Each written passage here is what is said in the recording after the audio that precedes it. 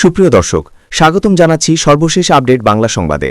শুরুতেই জানিয়ে দেব সংবাদ শিরোনাম, এরপর থাকছে বিস্তারিত। শুরুতেই জানিয়ে দেব আওয়ামী লীগের কার্যক্রম নিষিদ্ধের আইন পাশ বাংলাদেশে, হাসিনার দলের বিরুদ্ধে কঠোর অবস্থান তারেকের। বিস্তারিত থাকছে প্রতিবেদনে। এদিকে আমি দেশে ফিরে আসব, শয়তানের খোঁজ নিয়েও মুখ খুললেন বাংলাদেশের প্রাক্তন প্রধানমন্ত্রী হাসিনা। বিস্তারিত থাকছে প্রতিবেদনে। আরও জানিয়ে দেব সংস্কারের নামে ধোঁকা, নাটাই নিজেদের হাতেই রাখল বিএনপি। বিস্তারিত থাকছে প্রতিবেদনে। এদিকে ধার করে ঘি খাওয়ার যে রাজনীতি বিএনপি শুরু করেছে, বিস্তারিত থাকছে প্রতিবেদনে। আরও জানিয়ে দেব শেখ হাসিনা অনুপ্রবেশকারী না শরণার্থী, বাংলাদেশ ইস্যুতে শাহকে চ্যালেঞ্জ অভিষেকের। বিস্তারিত থাকছে প্রতিবেদনে। এদিকে প্রত্যাখ্যাত স্বপ্ন, যারা দেশটাকে আজ এই জায়গায় এনেছে। বিস্তারিত থাকছে প্রতিবেদনে। আরও জানিয়ে দেব খলিলুর রহমান জয়শঙ্কর বৈঠক, শেখ হাসিনাকে প্রত্যার্পণের দাবি, প্রধানমন্ত্রীর ভারত সফর নিয়ে আলোচনা। বিস্তারিত থাকছে প্রতিবেদনে। আরও জানিয়ে দেব ঠাকুরগাঁওয়ে পিআইওকে পেটানোর অভিযোগে গণ অধিকার পরিষদের নেতা গ্রেপ্তার। বিস্তারিত থাকছে প্রতিবেদনে। এদিকে ক্ষমতার স্বাদ পেয়ে বিএনপি জনগণের কথা ভুলে গেছে। বিস্তারিত থাকছে প্রতিবেদনে। এবং সর্বশেষ জানিয়ে দেব খুলনায় হামের উপসর্গ নিয়ে আরও এক শিশুর মৃত্যু। বিস্তারিত থাকছে প্রতিবেদনে। সুপ্রিয় দর্শক, এতক্ষণ শুনছিলেন সংবাদ শিরোনাম, এবারই শুনবেন বিস্তারিত। তার আগে ভিডিওটি ভালো লাগলে এবং সর্বশেষ আপডেট নিউজ পেতে চ্যানেলটি সাবস্ক্রাইব করুন। ধন্যবাদ। আওয়ামী লীগ সহ নানা মহলের প্রত্যাশা এবং বিএনপির তরফে আভাসও দেওয়া হয়েছিল তারেক রহমান প্রধানমন্ত্রী হলে শেখ হাসিনার দলের কার্যক্রমের ওপর নিষেধাজ্ঞা প্রত্যাহার করে নেওয়া হবে। তবে সরকার গঠনের পর সুর বদলে ফেলেছিল বিএনপি। তারই ধারাবাহিকতায় বুধবার বাংলাদেশ সংসদে আওয়ামী লীগের ওপর নিষেধাজ্ঞা বহাল রাখতে আইন পাশ করাল তারেক রহমানের সরকার। গত বছর 12 মে তৎকালীন অন্তর্বর্তী সরকার 2009 সালের সন্ত্রাস দমন আইন সংশোধন করে আওয়ামী লীগের কার্যক্রম নিষিদ্ধ করেছিল। এজন্য যে অধ্যাদেশ মোহাম্মদ ইউনূসের সরকার জারি করেছিল, বুধবার বাংলাদেশ সংসদ সেটিকে আইন হিসেবে গ্রহণ করল। ফলে পাশ হয়ে গেল সন্ত্রাস বিরোধী সংশোধন বিল 2026। বিনা আলোচনায় ধ্বনি ভোটে বিলটি পাশ হয়েছে। তুমুল আনন্দ উৎসাহের সঙ্গে জামায়াতে ইসলামী এবং এনসিপি বিলটি পাশে সম্মতি দেয়। আলোচনা ছিল এই আইনের বিধান ভঙ্গ করলে কঠোর সাজার বিধান যুক্ত করা হবে বিলটিতে। শেষ পর্যন্ত তেমন কোনো ধারা সংযুক্ত হয়নি। অন্তর্বর্তী সরকারের সময় অধ্যাদেশ জারি করে আওয়ামী লীগের কার্যক্রম নিষিদ্ধ করার জন্য আন্দোলন করেছিল জাতীয় নাগরিক পার্টি এবং জামায়াতে ইসলামী। বুধবার বিলটি উত্থাপনের সময় সংসদে সে কথা স্মরণ করিয়ে দেন স্বরাষ্ট্রমন্ত্রী তথা বিএনপির স্থায়ী কমিটির সদস্য সালাহুদ্দিন আহমেদ। ওয়াকিবহাল মহল মনে করছে তিনি সংসদে এই কথাটি নথিভুক্ত করিয়ে রাখলেন যে আওয়ামী লীগকে নিষিদ্ধ করার দাবি বর্তমান সংসদের প্রধান দুই বিরোধী দল প্রথমে তুলেছিল। প্রশ্ন হল, সেই নিষেধাজ্ঞা কেন বিএনপি সরকার বহাল রাখল? সংসদে তা নিয়ে সরকারকে কোনো ব্যাখ্যা দিতে হল না, কারণ বিরোধীরা কেউই এই বিলে কোনো সংশোধনী চায়নি। এই সুযোগে স্পিকার হাফিজউদ্দিন আহমেদ বলেন, সংশোধনী চাইলে বিলটি নিয়ে আলোচনার অবকাশ ছিল। সেক্ষেত্রে বিএনপি নেতা তথা স্বরাষ্ট্রমন্ত্রী সালাহুদ্দিন আহমেদকে ব্যাখ্যা দিতে হতো কী কারণে সরকার আওয়ামী লীগের ওপর নিষেধাজ্ঞা বহাল রাখার সিদ্ধান্ত নিল। মনে করা হচ্ছে এই ব্যাপারে প্রধান দুই বিরোধী দল জামায়াতে ইসলামী এবং এনসিপি বোঝাপড়া করে সরকারকে অস্বস্তিকর প্রশ্নের জবাব দেওয়া থেকে রেহাই দিল। প্রশ্ন হল, তারেক রহমানের সরকার কেন আওয়ামী লীগের ওপর নিষেধাজ্ঞা বহাল রাখতে তৎপর হল? ওয়াকিবহাল মহলের বক্তব্য, নিষেধাজ্ঞা প্রত্যাহার করলে আওয়ামী লীগের আত্মগোপনে থাকা নেতাকর্মীরা ময়দানে সক্রিয় হবেন।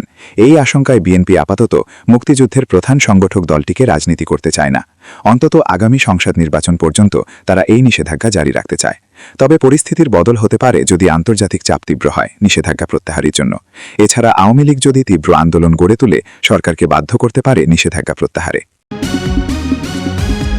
আওয়ামী লীগের জন্য অনুকূল পরিস্থিতি তৈরি হলে বাংলাদেশে ফিরতে চান সে দেশের প্রাক্তন প্রধানমন্ত্রী শেখ হাসিনা। সোমবার রাতে বাংলাদেশবাসীর উদ্দেশ্যে এক ভার্চুয়াল বার্তায় সেটিই বোঝানোর চেষ্টা করলেন আওয়ামী লীগের নেত্রী। আওয়ামী লীগের সমাজ মাধ্যমের পাতা থেকে হাসিনার বক্তৃতা সরাসরি সম্প্রচার করা হয় সোমবার রাতে। নিজের বক্তৃতার পরে কয়েকজন সাধারণ মহিলার সঙ্গেও কথা বলেন তিনি। আওয়ামী লীগের দাবি, ওই মহিলারা বাংলাদেশে জুলাই আন্দোলনের সময়ে আক্রান্ত পুলিশকর্মীদের পরিবারের সদস্য। কথাবার্তার সময়ে এক পুলিশকর্মীর বিধবা স্ত্রী হাসিনাকে জানান তার স্বামী কিছুই রেখে যাননি পরিবারের জন্য, ঘরে সন্তান রয়েছে। এই অবস্থায় হাসিনার সাহায্য প্রার্থনা করেন ওই মহিলা। জবাবে হাসিনা বলেন, অবশ্যই আমি সাহায্য করব, আমি আসব। আওয়ামী লীগের দাবি গত বছরের জুলাই-আগস্ট মাসের আন্দোলনের সময় আক্রান্ত পুলিশকর্মীদের পরিবারের সদস্যরা বিচার পাচ্ছেন না বর্তমান অন্তর্বর্তী সরকারের আমলে। তাদের উদ্দেশ্যে হাসিনা আশ্বাস দেন ওই পরিবারগুলিও ন্যায় বিচার পাবে। তিনি বলেন, আমি আছি, আমি অবশ্যই এর বিচার কোনো না কোনো দিন করব। ওরা অন্তর্বর্তী সরকার যতই দায়মুক্তি দিক, এই হত্যার দায়মুক্তি হয় না, হত্যার বিচার হয়। আমার বাবা মা 3 ভাইকে যখন হত্যা করেছিল তখনও দায়মুক্তি দেওয়া হয়েছিল, কিন্তু আমি তাদের বিচার করেছি। এই পুলিশ হত্যার বিচারও আমি করব একদিন। বস্তুত বাংলাদেশে গত বছরের জুলাই-আগস্ট মাসের আন্দোলন এবং তার পরবর্তী পরিস্থিতি নিয়ে সম্প্রতি একটি রিপোর্ট প্রকাশ করেছে রাষ্ট্রপুঞ্জ। ওই রিপোর্টে রাষ্ট্রপুঞ্জ মনে করছে বাংলাদেশের গদিচ্যুত প্রধানমন্ত্রী শেখ হাসিনার সরকার সম্ভবত মানবতা বিরোধী কার্যকলাপে জড়িত ছিল। রাষ্ট্রপুঞ্জের মানবাধিকার কমিশনের হাইকমিশনার ফলকার টুর্কের মতে ক্ষমতা টিকিয়ে রাখতে আওয়ামী লীগ সরকার নৃশংস পদক্ষেপ করেছিল। পাশাপাশি বাংলাদেশের বর্তমান পরিস্থিতি নিয়েও উদ্বিগ্ন রাষ্ট্রপুঞ্জ। ফ্যাক্ট ফাইন্ডিং টিম তথ্যানুসন্ধান দল এর রিপোর্টের ভিত্তিতে হাসিনা পরবর্তী বাংলাদেশে শান্তি এবং রাজনৈতিক স্বচ্ছতা ফেরাতে 5 দফা সুপারিশ করা হয়েছে রাষ্ট্রপুঞ্জের মানবাধিকার কমিশনের তরফে। রাষ্ট্রপুঞ্জের ওই রিপোর্ট নিয়ে যখন আলোচনা চলছে বাংলাদেশে, ঠিক সেই সময়ে ফের হাসিনার মুখে এমন মন্তব্য যথেষ্ট তাৎপর্যপূর্ণ বলে মনে করা হচ্ছে। সোমবার রাতে ওই ভার্চুয়াল আলোচনায় হাসিনা পুলিশ পরিবারের সদস্যদের আশ্বাস দেন ক্ষতিগ্রস্ত পরিবারগুলির যা যা সাহায্য প্রয়োজন তা করা হবে, তবে এর জন্য কিছুটা সময় লাগবে বলেও জানান তিনি। আওয়ামী লীগের নেত্রী বলেন, ধৈর্য ধরুন, অপেক্ষা করুন, যখন আমি দেশে ফিরতে পারব প্রত্যেকটি পরিবারকে সাহায্য করব, হত্যাকারীদের বিচারও করব। গোটা বাংলাদেশ জুড়ে হাজার হাজার অভিযুক্তকে গ্রেফতার করা হয়েছে। মোহাম্মদ ইউনূসের সরকারের ওই বিশেষ অভিযান নিয়েও সোমবার মুখ খোলেন হাসিনা। কোন শয়তানের খোঁজ চলছে, কে শয়তান, তা নিয়ে প্রশ্ন বাংলাদেশের প্রাক্তন প্রধানমন্ত্রীর। তিনি বলেন, এখন শুরু হয়েছে অপারেশন ডেভিল হ্যান্ড। কে ডেভিল, কাকে খুঁজছে? আন্দোলনের সময় মৃত পুলিশ কর্মীদের পরিবারের পরিস্থিতির কথা তুলে ধরে হাসিনার অভিযোগ অন্তর্বর্তী সরকারটি চড়াতে দেশছিল। রাষ্ট্র সংস্কারের গালভরা প্রতিশ্রুতি দিয়ে ক্ষমতায় এলেও শেষ পর্যন্ত বিচার বিভাগের নাটাই নিজেদের হাতেই রেখে দিল বিএনপি নেতৃত্বাধীন সরকার। ক্ষমতায় বসার পর সংস্কারের অঙ্গীকার পূরণের বদলে উল্টো পথে হাঁটা শুরু করেছে দলটি। সম্প্রতি জাতীয় সংসদে সুপ্রিম কোর্টের বিচারক নিয়োগ অধ্যাদেশ 2025 এবং সুপ্রিম কোর্ট সচিবালয় সংশোধন অধ্যাদেশ সহ 3টি অধ্যাদেশ রহিতকরণ বিল পাশের ফলে আগের নিয়মেই ফিরছে বিচারক নিয়োগ ও বিচার বিভাগের কার্যক্রম। রাজনৈতিক বিশ্লেষকদের মতে এটি কেবল একটি আইনি পরিবর্তন নয়, বরং জনগণের সঙ্গে সরাসরি প্রতারণা। সংস্কারের দোহাই দিয়ে যে দাঙ্গা সৃষ্টি করা হয়েছিল তা যে কেবল ক্ষমতা দখলের একটি কৌশল ছিল, তা সরকারের এই সাম্প্রতিক সিদ্ধান্তে আজ দিবালোকের মতো স্পষ্ট। সাধারণ মানুষের মনে এখন একটাই প্রশ্ন, যদি পুরনো নিয়মেই ফিরতে হয় তবে সংস্কারের নামে কেন এই ধোঁকা? সংসদে বিএনপির এই ধোঁকা মেনে নিতে না পেরে প্রশ্ন তুলেছেন রংপুর 4 আসনের জামায়াত জোটের সংসদ সদস্য আক্তার হোসেন। জুলাইয়ের অন্যতম এই দাঙ্গাবাজ বলেন, কোনো একটা ঘুড়িকে আপনি আকাশে উড়িয়ে দিয়েছেন, সেই ঘুড়ির নাটাই যদি আপনার হাতে থাকে, ঘুড়িকে আপনি যতই উড়ার স্বাধীনতা দেন না কেন, আকাশের মধ্যে সেই ঘুড়ি সেখানেই পাক খাবে। আপনি যখন টান দেবেন তখন আপনার কাছেই ফিরে আসবে। এ থেকে স্পষ্ট যে বিএনপি এখন নিজের মতো করে পুরো বিচার বিভাগকে নিয়ন্ত্রণ করবে। জুলাই মাসের ঘটনা প্রবাহকে অনেক বিশ্লেষক এখন ভিন্ন নজরে দেখছেন। সমালোচকদের মতে সংস্কারের দোহাই দিয়ে যে দাঙ্গা করা হয়েছিল তা ছিল মূলত ক্ষমতা দখলের একটি কৌশল। সাধারণ জনগণের মধ্যে প্রশ্ন উঠেছে, যদি পুরনো নিয়মেই ফিরতে হয় এবং বিচার বিভাগকে দলীয় কবজায় রাখা হয় তবে এত সংস্কারের প্রতিশ্রুতি কেন দেওয়া হয়েছিল? বিশ্লেষকদের মতে সংস্কার এখন কেবল একটি রাজনৈতিক স্লোগানে পরিণত হয়েছে, যার আড়ালে ক্ষমতা সুসংহত করার পুরনো খেলাই চলছে। বাংলাদেশের অর্থনীতি এখন যে জায়গায় দাঁড়িয়ে আছে সেটা দেখতে অনেকটা সেই পুরনো গল্পের মতো, যেখানে একজন মানুষ ধার শোধ করতে গিয়ে আর একটা ধার নেয়, সেটা শোধ করতে গিয়ে নেয় আর একটা। চক্রটা শেষ হয় না, শুধু গভীর হয়। চলতি অর্থবর্ষে ব্যাংক ব্যবস্থা থেকে সরকার যতটুকু ঋণ নেওয়ার কথা বলেছিল 9 মাসেই তার চেয়ে বেশি নিয়ে ফেলেছে। পুরো বছরের বরাদ্দ ছিল 1,04,000 কোটি টাকা, মার্চ পর্যন্তই নেওয়া হয়ে গেছে 1,12,711 কোটি টাকা। আর এখন বাকি সময়ের খরচ চালাতে আরও 5,000 কোটি টাকা চাওয়া হচ্ছে। মানে হিসাবের খাতায় যা লেখা ছিল বাস্তবে তার ধারে কাছেও নেই সরকার। এই সরকারের কথা মনে করিয়ে দেওয়া দরকার। 2026 সালের ফেব্রুয়ারিতে যে সরকার ক্ষমতায় বসেছে সেটা কোনো গণতান্ত্রিক নির্বাচনের ফসল না। দেশের প্রধান প্রধান রাজনৈতিক দলগুলোকে বাইরে রেখে মানুষের ব্যাপক বয়কটের মুখে কার্যত নিজেরা একটা ভোটের মঞ্চ সাজিয়ে বিএনপি ক্ষমতায় এসেছে। এই দলের জন্মই হয়েছিল সেনানিবাসের ছায়ায়, জিয়াউর রহমানের হাতে, রাজনৈতিক স্বাভাবিক প্রক্রিয়াকে পাশ কাটিয়ে। সেই ইতিহাস মাথায় রাখলে এখনকার অর্থনৈতিক বেহালটা বোঝা সহজ হয়। জনগণের কাছে জবাবদিহি নেই বলে খরচের লাগাম টানার কোনো রাজনৈতিক চাপ এই সরকারের ওপর নেই। রাজস্ব আদায় লক্ষ্যমাত্রার চেয়ে ৭১,০০০ কোটি টাকারও বেশি পিছিয়ে আছে মাত্র ৮ মাসে। বছর শেষে এই ঘাটতি ১ লাখ কোটি ছাড়িয়ে যাবে বলে আশঙ্কা করা হচ্ছে। একদিকে আয় নেই, অন্যদিকে জ্বালানি ও সারে ভর্তুকি দিতে হচ্ছে, প্রকল্পের নামে খরচ চলছে, আর এই পুরো গর্ত ভরাট করা হচ্ছে ব্যাংক থেকে ধার নিয়ে। অর্থনীতিবিদ জাহিদ হোসেন ঠিকই বলেছেন, এই তিনটির মধ্যে কিভাবে সামঞ্জস্য হবে সেটা সরকার নিজেও বলতে পারছে না। ব্যাংকগুলো কেন এত উৎসাহে সরকারকে ধার দিচ্ছে সেটাও একটা সংকটের লক্ষণ। বেসরকারি খাতে বিনিয়োগ নেই, ব্যবসায়ীরা ঋণ নিচ্ছেন না, কারণ ইরান যুদ্ধ ও জ্বালানি সংকটে ব্যবসার পরিবেশটাই তলানিতে। তাই ব্যাংকগুলো ট্রেজারি বিলে টাকা ঢালছে নিশ্চিত সুদের আশায়। সরকার চাইছে ৩,৫০০ কোটি, ব্যাংকগুলো দিতে চাইছে ১৬,০০০ কোটির বেশি। এই চিত্রটা আসলে পুরো অর্থনীতির অসুখের একটা এক্সরে। কিন্তু এই ঋণ বিনামূল্যে আসছে না। প্রতিটা ট্রেজারি বিলের পেছনে সুদ আছে, প্রায় ১০% কাছাকাছি। আজকের এই ধার আগামী দিনে সুদে আসলে পরিশোধ করতে হবে। সেই ভার কার কাঁধে পড়বে? সাধারণ মানুষের। কর বাড়বে, পরিষেবার মান কমবে, উন্নয়নে টাকা যাবে সুদ সত্ত্বে। ঢাকা বিশ্ববিদ্যালয়ের অধ্যাপক মাহমুদ ওসমান ইমাম যে সতর্কতা দিয়েছেন সেটা কেবল অর্থনীতির পরিভাষায় বলা একটা সাধারণ কথা। আর্থিক শৃঙ্খলা ভেঙে পড়লে মূল্যস্ফীতি আরও বাড়বে, পণ্য পরিবহন বাধাগ্রস্ত হবে, আর সুযোগসন্ধিনী ব্যবসায়ীরা বাজারে আরও বেশি কারসাজি করবে। এত কিছুর পরেও সরকার বলছে তারা ঋণ নির্ভরতা কমাতে চায়। কথা আর কাজের এই ব্যবধান দেখলে হাসব না কাঁদব বোঝা মুশকিল। যে দল দুর্নীতির অভিযোগ মাথায় নিয়ে দশকের পর দশক ধরে চলছে, যার নেত্রী দুর্নীতির মামলায় সাজাপ্রাপ্ত, সেই দলের মুখে দায়িত্বশীল অর্থনৈতিক ব্যবস্থাপনার কথা অনেকটা সেই চোরের মায়ের বড় গলার মতো শোনায়।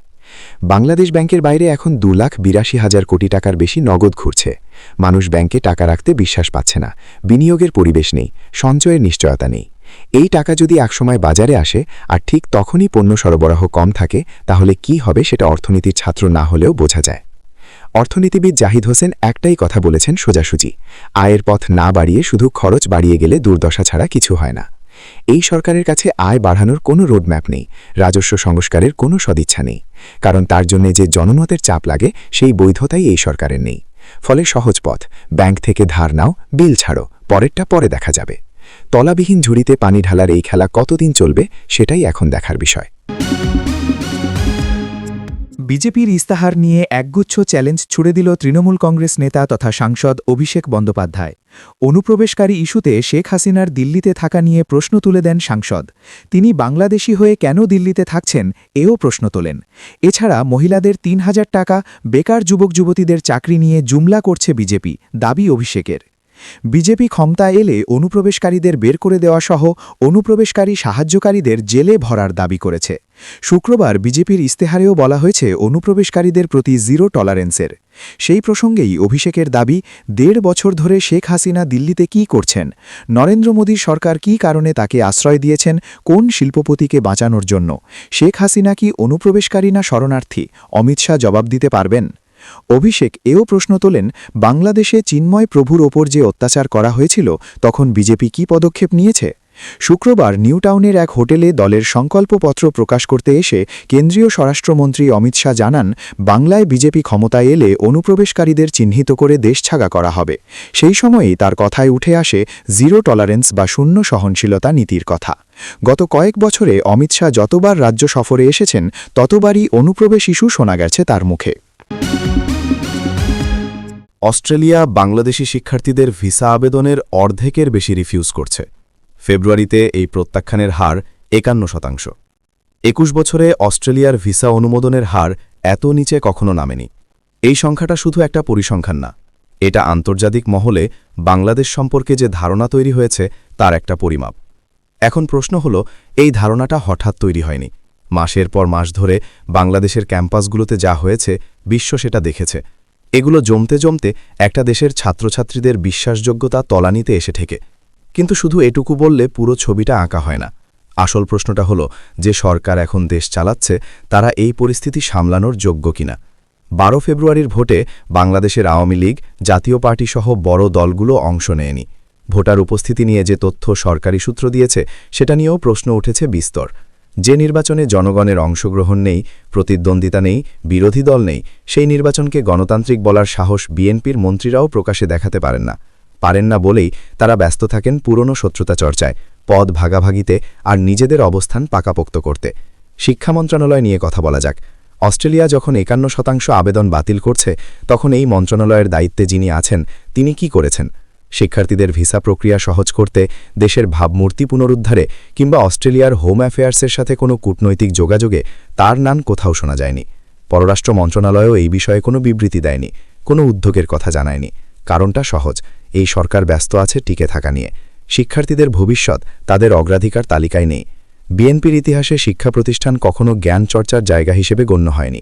দলীয় ছাত্র সংগঠন ব্যবহার করা হয়েছে আধিপত্য বিস্তারে, টেন্ডার দখলে, প্রতিপক্ষকে ঘায়েল করতে। ঢাকা বিশ্ববিদ্যালয় থেকে চট্টগ্রাম, রাজশাহী থেকে খুলনা, বিএনপি যখনই ক্ষমতায় ছিল তখন ক্যাম্পাসে মেধার চেয়ে লাঠির দাম বেশি ছিল। এই দলটির আমলে শিক্ষা ব্যবস্থার গুণগত উন্নয়নের কোনো দৃষ্টান্ত খুঁজে পাওয়া মুশকিল। উল্টো দুর্নীতির দায়ে যাদের বিরুদ্ধে মামলা আছে, সাজা আছে, তারাই এখন শিক্ষার ভবিষ্যৎ ঠিক করবেন। এই চিত্রটা দেশের মধ্যে যতটা হাস্যকর, বাইরে ততটাই উদ্বেগজনক। অস্ট্রেলিয়ার ভিসা কর্মকর্তারা একটা আবেদন দেখলে শুধু ব্যাংক স্টেটমেন্ট দেখেন না, একটা দেশের প্রোফাইল দেখেন।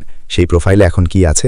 একটা বিতর্কিত নির্বাচনে ক্ষমতায় আসা সরকার, রাজনৈতিক অস্থিরতা, দুর্নীতির পুরনো রেকর্ড এবং ক্যাম্পাস সহিংসার দীর্ঘ ইতিহাস। এই প্রোফাইল দেখে একজন ভিসা কর্মকর্তার মাথায় যে প্রশ্নটা আসে সেটা হলো, এই দেশ থেকে যে ছেলেটা বা মেয়েটা আসতে চাইছে সে পড়াশোনা শেষ করে ফিরে যাবে কিনা। আর সেই প্রশ্নের উত্তর দেওয়ার দায়িত্ব ছিল এই সরকারের। তারা সেই দায়িত্ব নেওয়ার বদলে পদ আঁকড়ে বসে আছেন। সাবেক প্রধানমন্ত্রী শেখ হাসিনাকে বাংলাদেশে ফেরত পাঠানোর দাবি ভারতের কাছে পুনর্ব্যক্ত করেছে ঢাকা। শুক্রবার 10 এপ্রিল মরিশাসের পোর্ট লুইসে নবম ভারত মহাসাগরীয় সম্মেলন থেকে দেশে ফেরার আগে সাংবাদিকদের সঙ্গে আলাপকালে এসব কথা বলেন বাংলাদেশের পররাষ্ট্রমন্ত্রী ড খলিলুর রহমান। একই সঙ্গে তিনি বাংলাদেশের নবনির্বাচিত প্রধানমন্ত্রী তারেক রহমানের সম্ভাব্য ভারত সফরের বিষয়েও আভাস দিয়েছেন। ভারতীয় সংবাদমাধ্যম দ্য হিন্দুর প্রতিবেদন থেকে এসব তথ্য জানা গেছে। এর আগে চলতি সপ্তাহে 8 এপ্রিল দিল্লি সফরকালে বাংলাদেশের পররাষ্ট্রমন্ত্রী ভারতের জাতীয় নিরাপত্তা উপদেষ্টা এনএসএ অজিত দোভাল এবং পররাষ্ট্রমন্ত্রী এস জয়শঙ্করের সঙ্গে গুরুত্বপূর্ণ বৈঠক করেন। বৈঠকের বিষয়ে খলিলুর রহমান বলেন, বিদ্যমান প্রত্যর্পণ চুক্তির আওতায় আমরা আগেই শেখ হাসিনাকে ফেরত চেয়েছি। এই সফরে আমরা সেই দাবিরই পুনরাবৃত্তি করেছি। তবে কৌশলগত কারণে আলোচনার সব তথ্য এখনই প্রকাশ করতে রাজি হননি তিনি। 2024 সালের 5 আগস্ট ঢাকায় ছাত্র জনতার তীব্র গণ আন্দোলনের মুখে দেশ ছাড়ার পর থেকে শেখ হাসিনা ভারতের রাজধানী দিল্লিতে অবস্থান করছেন। দ্য হিন্দুর প্রতিবেদন থেকে জানা যায়, তাকে এবং সাবেক স্বরাষ্ট্রমন্ত্রী আসাদুজ্জামান খানকে দেশে ফিরিয়ে আনার প্রক্রিয়াটি বর্তমানে ভারত সরকারের বিবেচনাধীন। 2025 সালের নভেম্বরে তৎকালীন অন্তর্বর্তী সরকারের জাতীয় নিরাপত্তা উপদেষ্টা, বর্তমানে পররাষ্ট্রমন্ত্রী খলিলুর রহমানের দিল্লি সফরের কয়েকদিন পরই বাংলাদেশের পররাষ্ট্রমন্ত্রী এ বিষয়ে একটি আনুষ্ঠানিক চিঠি পাঠায়। বাংলাদেশে মানবতা বিরোধী অপরাধে দোষী সাব্যস্ত হওয়ার পর তাদের প্রত্যর্পণের জন্য এই আবেদন জানানো হয়েছিল। সে সময় ভারতের পররাষ্ট্র মন্ত্রণালয়ের এর মুখপাত্র রণধীর জয়সওয়াল এক বিবৃতিতে জানিয়েছিলেন, বাংলাদেশের পক্ষ থেকে পাঠানো প্রত্যর্পণের অনুরোধটি বর্তমানে ভারতের নিজস্ব বিচারিক এবং আভ্যন্তরীণ আইনি প্রক্রিয়ার অংশ হিসেবে পরীক্ষা করে দেখা হচ্ছে। তিনি আরও বলেন, ভারত বাংলাদেশের জনগণের সর্বোত্তম স্বার্থ রক্ষার বিষয়ে সবসময় প্রতিশ্রুতিবদ্ধ। গত ফেব্রুয়ারিতে দায়িত্ব নেওয়া প্রধানমন্ত্রী তারেক রহমানের ভারত সফরের বিষয়ে প্রশ্ন করা হলে পররাষ্ট্রমন্ত্রী বলেন, সফরটি অবশ্যই হবে, তবে আমরা এখনও তারিখ চূড়ান্ত করিনি। এই সফরের প্রস্তুতির জন্য আগামী কয়েক সপ্তাহে অনেকগুলো কার্যক্রম পরিচালিত হবে। তিনি আরও জানান, দুই দেশের প্রধানমন্ত্রী ইতিমধ্যে চিঠি আদান প্রদান করেছেন এবং টেলিফোনে কথা বলেছেন। দুই পক্ষই এই গুরুত্বপূর্ণ সম্পর্ককে এগিয়ে নিতে অত্যন্ত আগ্রহী। খলিলুর রহমান দিল্লির বৈঠকগুলো নিয়ে যথেষ্ট আশাবাদী বলে জানান। তিনি বলেন, আগামী কয়েক সপ্তাহের মধ্যেই আমরা সম্পর্কের এই অগ্রযাত্রা দেখতে পাব বলে আশা করছি।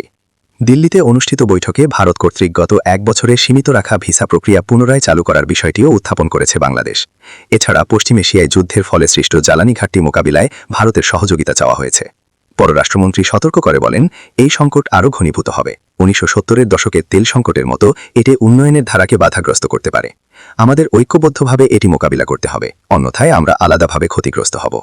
খলিলুর রহমান বলেন, এবছর বিমস্টেকের চেয়ারম্যান হিসেবে বাংলাদেশ এই আঞ্চলিক জোটকে সক্রিয় করতে আগ্রহী। পাশাপাশি দীর্ঘদিন স্থগিত থাকা সার্ক সম্মেলন পুনরায় শুরু করার ওপরও জোর দেন তিনি বলেন, যদি আমরা সবাই মিলে কাজ করি এবং নির্দিষ্ট কিছু দেশ কেন অংশ নিতে চাইছে না সেই কারণগুলো দূর করতে পারি, তবে সার্ক সম্মেলন অনুষ্ঠানে কোনো বাধা থাকার কথা নয়। এটি মূলত অন্যদের কাছে পৌঁছানোর বিষয়।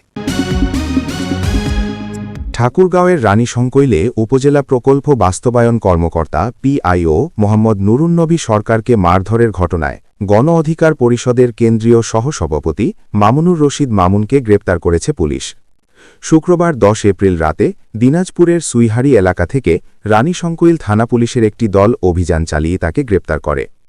পুলিশ ও স্থানীয় সূত্রে জানা গেছে গত মঙ্গলবার রাতে রানীশংকৈল উপজেলা পরিষদ কার্যালয়ে দাপ্তরিক কাজে ব্যস্ত ছিলেন পিআইও নুরুন্নবী সরকার। রাত 9:30টার দিকে মামুনুর রশিদ মামুনের নেতৃত্বে কয়েকজন নেতাকর্মী সেখানে প্রবেশ করেন। এ সময় কথা কাটাকাটির এক পর্যায়ে পিআইও এবং তার দপ্তরি আয়ুব আলীর ওপর হামলা চালানো হয়, এতে তারা আহত হন। ঘটনার পরপরই পিআইও নুরুন্নবী সরকার বাদী হয়ে রানীশংকৈল থানায় 5 জনের নাম উল্লেখ করে একটি মামলা দায়ের করেন। এদিকে ঘটনার পরদিনই পুলিশ পৌর শহরের ভান্ডারা এলাকায় অভিযান চালিয়ে জিয়াউর রহমান নামে একজনকে গ্রেপ্তার করে। পরবর্তীতে শুক্রবার রাতে মামলার প্রধান অভিযুক্ত মামুনুর রশিদ মামুনকেও গ্রেপ্তার করা হয়। এ বিষয়ে রানীশংকৈল থানার ভারপ্রাপ্ত কর্মকর্তা ওসি আমানুল্লাহ আল বারি বলেন, উপজেলা পরিষদ কার্যালয়ে প্রবেশ করে পিআইওকে মারধরের ঘটনায় একটি মামলা হয়েছে। ওই মামলায় মামুনুর রশিদ মামুনকে গ্রেপ্তার করা হয়েছে। তিনি আরও বলেন, মামলার অন্যান্য আসামিদের গ্রেপ্তারে অভিযান অব্যাহত রয়েছে। এর আগে প্রকল্পের ভাগ বাটোয়ারা নিয়ে বিরোধের জেরে দিন দুপুরে লোকজনের সামনে এক ইউপি সদস্যকে 3.5 হাত মাটির নিচে পুঁতে ফেলার হুমকি দেন পিআইও মোহাম্মদ নুরুন্নবী সরকার। এ ঘটনায় জেলা জুড়ে তীব্র আলোচনা সমালোচনার সৃষ্টি হয়। পরে বাচর ইউনিয়ন পরিষদের সদস্য মোহাম্মদ আক্কাস আলী তার বিরুদ্ধে রানীশংকৈল থানায় অভিযোগ দায়ের করেন। শুধু তাই নয়, রানীশংকৈলে যোগদানের পর থেকেই পিআইও নুরুন্নবী সরকার সাধারণ মানুষের সঙ্গে অসৌজন্যমূলক আচরণ করে আসছেন। সরকারি বিধি লঙ্ঘন করে অফিস কক্ষে ধূমপান সহ নানা অনিয়মের অভিযোগ তুলে এর আগেও তার অপসারণের দাবিতে মানববন্ধন ও বিক্ষোভ কর্মসূচি পালন করেন স্থানীয় বাসিন্দারা। সেই মানববন্ধনের সংবাদ প্রকাশের জেরে স্থানীয় 2 সাংবাদিক রফিকুল ইসলাম সুজন ও ফারুক আহমদের সহ 6 জনের বিরুদ্ধে থানায় মিথ্যা মামলা দায়ের করার অভিযোগও রয়েছে তার বিরুদ্ধে। জাতীয় নাগরিক পার্টির এনসিপি আহ্বায়ক ও বিরোধী দলীয় চিফ হুইপ নাহিদ ইসলাম বলেছেন, নতুন যে সরকার গঠিত হয়েছে তারা শ্রমিকদের রক্তের উপর দিয়ে ক্ষমতায় বসেছে, কিন্তু 1 মাসের মাথায় তারা নতুন বাংলাদেশের সঙ্গে বেইমানি করেছে, গণভোটের গণরায়কে বৃদ্ধাঙ্গুলি দেখিয়েছে। এই সরকার গণবিরোধী সরকার। ক্ষমতার স্বাদ পেয়ে বিএনপি জনগণের রক্তের কথা ভুলে গেছে। শনিবার রাজধানীর সোহরাওয়ার্দী উদ্যানে শ্রমিক কল্যাণ ফেডারেশনের ত্রিবার্ষিক জাতীয় সম্মেলনে তিনি এসব কথা বলেন। নাহিদ ইসলাম বলেন, এদেশের জাতীয় ইতিহাসে আমরা বারবার দেখেছি শ্রমিকেরা রক্ত দিয়েছে, জীবন দিয়েছে। 1947-এর আজাদির লড়াই থেকে 1971 সালের মহান মুক্তিযুদ্ধ এবং এদেশে যত গণ অভ্যুত্থান হয়েছে, এমনকি 24-এর গণ অভ্যুত্থানে যারা জীবন দিয়েছেন তাদের অধিকাংশই শ্রমজীবী মানুষ। শ্রমজীবী মানুষের রক্তের ওপর দিয়ে ক্ষমতায় আসা বিএনপি 1 মাসের মাথায় জনগণের সঙ্গে প্রতারণা করেছে বলে অভিযোগ করেন নাহিদ ইসলাম। অন্তর্বর্তী সরকারের অধ্যাদেশগুলো আইনে পরিণত করার এবং সংস্কার বাস্তবায়নের ওয়াদা বিএনপি ভঙ্গ করেছে উল্লেখ করে নাহিদ ইসলাম বলেন, এদেশের রাজনীতিতে ওয়াদা ভঙ্গের পরিণতি ভালো হবে না। গণ আন্দোলন গড়ে তুলে শ্রমিকের অধিকার সহ সংস্কার বাস্তবায়নে বাধ্য করা হবে। খুলনা মেডিকেল কলেজ খুমেক হাসপাতালে হামের উপসর্গ নিয়ে চিকিৎসাধীন অবস্থায় আরও এক শিশুর মৃত্যু হয়েছে। আজ শনিবার 11 এপ্রিল সকালে শিশুটিকে হাসপাতালের হামের আইসোলেশন সেন্টারে ভর্তি করানোর কয়েক ঘণ্টার পর মারা যায়। এ নিয়ে খুলনাঞ্চলে হামের উপসর্গ নিয়ে 10টি শিশু মারা গেছে। এছাড়া দক্ষিণ পশ্চিমাঞ্চলের 10 জেলায় এ পর্যন্ত হামের উপসর্গে আক্রান্ত হয়েছে 1095টি শিশু। হাসপাতালে ভর্তি আছে 799টি শিশু এবং চিকিৎসা নিয়ে ফিরে গেছে 576টি। খুমেক হাসপাতাল সূত্রে জানা গেছে, শনিবার হামের উপসর্গ নিয়ে মারা যাওয়া 2 বছরের শিশুটির নাম চান। বেলা 11টার দিকে ঝিনাইদহের কালীগঞ্জ উপজেলার গোলাম রসুল ও ইয়াসমিন বেগম দম্পতির শিশু সন্তান চানকে হামের উপসর্গ নিয়ে হাসপাতালে ভর্তি করানো হয়। সেখানে চিকিৎসাধীন অবস্থায় বেলা 2টোর দিকে সে মারা যায়। খুমেক হাসপাতালের শিশু বিভাগের বিভাগীয় প্রধান সৈয়দা রুকসানা পারভিন শিশুটির মৃত্যুর খবর নিশ্চিত করেন। হাসপাতাল সূত্রে জানা গেছে, হামের উপসর্গ নিয়ে এবছর কুষ্টিয়া জেলায় 8 জন, খুলনায় 2 জন চিকিৎসাধীন অবস্থায় মারা যায়। খুলনায় যে 2 শিশুর মৃত্যু হয়েছে তারা ঝিনাইদহ থেকে চিকিৎসা নিতে এসেছিল। এছাড়া নতুন করে হাম উপসর্গে আক্রান্ত হয়েছে 51 জন। জানতে চাইলে খুমেক হাসপাতালের শিশু বিভাগের বিভাগীয় প্রধান সৈয়দা রুকসানা পারভিন বলেন, সকালে ঝিনাইদহের কালীগঞ্জ থেকে 23 মাস বয়সী শিশু চানকে হাসপাতালে নিয়ে আসা হয়েছিল, কিন্তু খুবই অপুষ্টিতে ভোগা শিশুটি একেবারেই মুমূর্ষু অবস্থায় আনা হয়। এই 23 মাসের মধ্যে শিশুটিকে বেশ কয়েকটা টিকা দেওয়ার কথা থাকলেও তাকে এখন পর্যন্ত কোনো টিকা দেওয়া হয়নি। এখানে আসার পর সর্বোচ্চ আন্তরিকতা দিয়ে চিকিৎসা শুরু করা হয়েছে, কিন্তু বেলা 2টোর দিকে শিশুটি মারা যায়। খুলনা বিভাগীয় স্বাস্থ্য পরিচালকের দপ্তরের পরিচালক ভারপ্রাপ্ত মোহাম্মদ মুজিবুর রহমান জানান, গত শুক্রবার সকাল ৮টা থেকে শনিবার সকাল ৮টা পর্যন্ত হামের উপসর্গ নিয়ে ৫১টি শিশু ভর্তি হয়েছে। এর মধ্যে বাঘেরহাটের ১টি, যশোরে ২৪, ঝিনাইদহে ৮, খুলনায় ৬, কুষ্টিয়ায় ৩, মাগুরায় ৫ ও নড়াইলে ৪ জন রয়েছে। এই সময়ের মধ্যে চুয়াডাঙ্গা, মেহেরপুর ও সাতক্ষীরায় নতুন রোগী আসেনি। বিদেশি ঋণ সহায়তা এই জাতিকে কোমর সোজা করে দাঁড়াতে দেবে না বলে মন্তব্য করেছেন জামায়াতে ইসলামীর আমির ও বিরোধী দলীয় নেতা শফিকুর রহমান।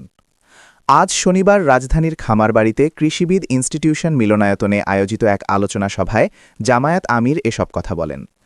বাংলাদেশের কৃষিতে বিশ্ব জ্বালানি সংকটের প্রভাব উত্তরণের উপায় শীর্ষক এই আলোচনা সভার আয়োজন করে অ্যাগ্রিকালচারালিস্টস ফোরাম অফ বাংলাদেশ। শফিকুর রহমান বলেন, বিদেশি ঋণ আর সহায়তা এই জাতিকে স্বনির্ভর হতে দেবে না, কোমর সোজা করে দাঁড়াতে দেবে না। কৃষি বাঁচলে দেশ বাঁচবে, এটা যেন আমরা ভুলে না যাই, মন্তব্য করেন জামায়াত আমির। তিনি বলেন, সমাজে যার যেখানে গুরুত্ব পাওয়া উচিত তাকে ততটুকুই দিতে হবে। জামায়াত আমির বলেন, কৃষি আমাদের জন্য আল্লাহর অফুরন্ত সম্পদ, কিন্তু আমরা এটিকে ভালোভাবে কাজে লাগাতে পারছি না। আমাদের এক্সপার্ট নেই। আমাদের সম্পদ যেন আমরাই তোলার ব্যবস্থা করতে পারি, তারও কোনো উদ্যোগ নেই। জ্বালানি ছাড়া আমাদের কোনো চাকা চলবে না উল্লেখ করে শফিকুর রহমান বলেন, জ্বালানির একটা অংশ মধ্যপ্রাচ্য থেকে ইম্পোর্ট করি। আমাদের নিজেদের সক্ষমতা রয়েছে, বিশেষ করে পেট্রোল এবং অকটেনের ক্ষেত্রে, শতকরা 50%। জামায়াত আমির আরও বলেন, সরকার দেখিয়েছে জ্বালানি মজুদ আছে, কিন্তু সাইনবোর্ডে লেখা জ্বালানি নেই, তেল নেই, পরে আবার ধরা পড়ছে। এদিকে জাতিসংঘ থেকে বলা হচ্ছে, যদিও যুদ্ধ থামে, তার প্রভাব কয়েক মাস চলবে বিশ্ব অর্থনীতিতে। অধ্যাদেশ বাতিল ও সংশোধনী নিয়ে সরকারের সমালোচনায় বিরোধী দলীয় নেতা বলেন, মতলব হচ্ছে দেশ চলবে আগের কায়দায়। জীবন গেল, পঙ্গু হলো, ক্ষতি হলো দেশের, মায়ের বুক খালি হলো, বহু বোন তার স্বামী হারালো, বাচ্চারা এতিম হলো, এর জবাব কে দেবে? রাজনীতিবিদদেরই এর জবাব দিতে হবে। আয়োজক সংগঠনের সভাপতি এটিএম মাহবুবি ইলাহির সভাপতিতে সভায় আরও বক্তব্য দেন কৃষি অর্থনীতিবিদ ড জাহাঙ্গীর আলম, জ্বালানি বিশেষজ্ঞ গোলাম আরিফ প্রমুখ।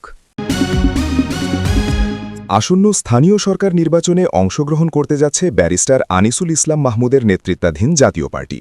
আজ শনিবার সকালে রাজধানীর গুলশান 2-এ জাতীয় পার্টির চেয়ারম্যানের বাসভবনে অনুষ্ঠিত দলের প্রেসিডিয়াম সভায় এই সিদ্ধান্ত নেওয়া হয়।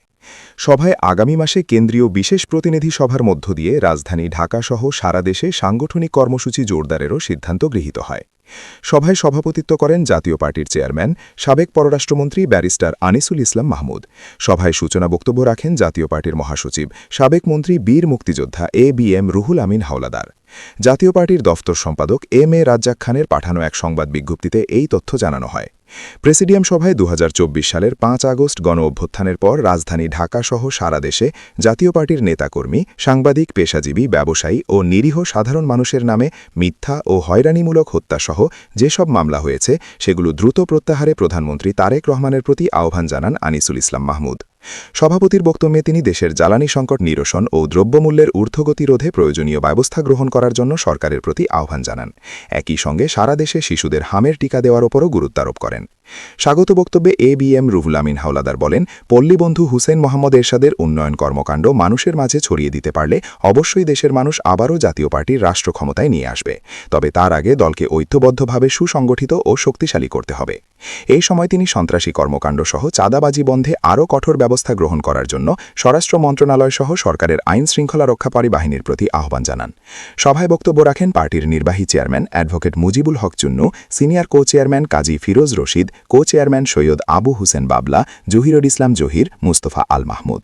প্রেসিডিয়াম সদস্য ও চেয়ারম্যানের বিশেষ সহকারী নাসরিন জাহান রত্না, আন্তর্জাতিক বিষয়ক বিশেষ দূত মাসরুর মাওলা, নাজমা আক্তার, আরিফুর রহমান খান, অধ্যাপক নুরুল ইসলাম মিলন, সর্দার শাহজাহান, জাহাঙ্গীর হোসেন মানিক, ফখরুল হাসান শাহজাদা, মোহাম্মদ বেলাল হোসেন, নুরুল ইসলাম ওমর, আমানত হোসেন আমানত, জাহাঙ্গীর আলম পাঠান, শাহজামাল রানা, শেখ মাতলুব হোসেন লিয়ন, নাজনীন সুলতানা, এইচ এম গোলাম রেজা উপস্থিত ছিলেন।